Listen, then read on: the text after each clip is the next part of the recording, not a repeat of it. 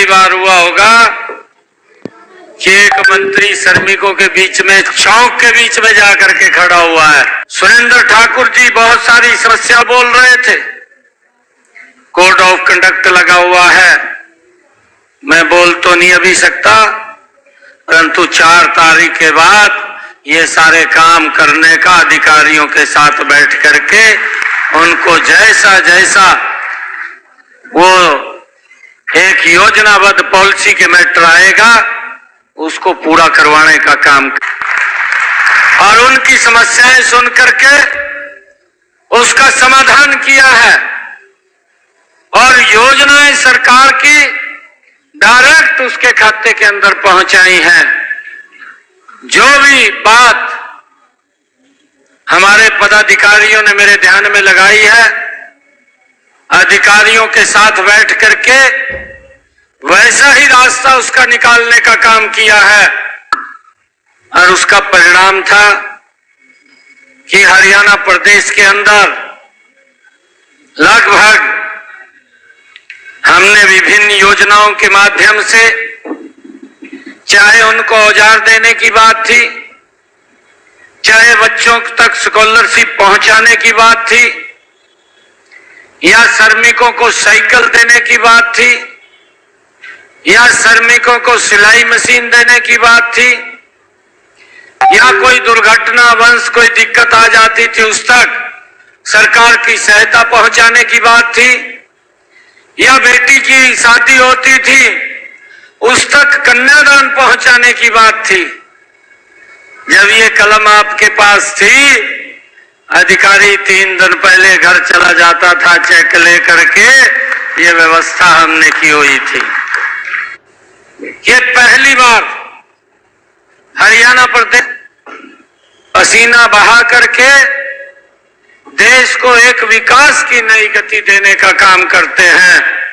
और दिन रात आपका जो पसीना बहाता है उसी पसीने से ही भाइयों देश और प्रदेश चमकता है। आदरणीय नरेंद्र मोदी जी ने भी और पीछे जब मनोहर लाल जी हरियाणा के मुख्यमंत्री थे, मुझे ध्यान में है कोई भी विषय आप लोगों का मैं मनोहर लाल जी के पास लेकर के गया, एक बार भी उन्होंने जवाब नहीं दिया, तुरंत उसको उसी कलम से पूरा कर दिया और वो लाभ सीधा डायरेक्ट आप लोगों तक पहुंचा है। भाइयों, आज हम यहां पर सभी प्रमुख व्यक्ति एकत्र आया है जो हरियाणा प्रदेश के श्रमिकों को आगे उन तक योजना कोई दिक्कत कोई परेशानी ना हो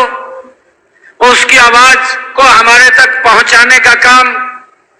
आप लोग करते हैं। मैं आपको विश्वास दिलाता हूं, पीछे जितनी भी कोई कमी है उसके अंदर रही है, अधिकारियों के साथ बैठ करके एक कमी को दुरुस्त कर दिया जाएगा।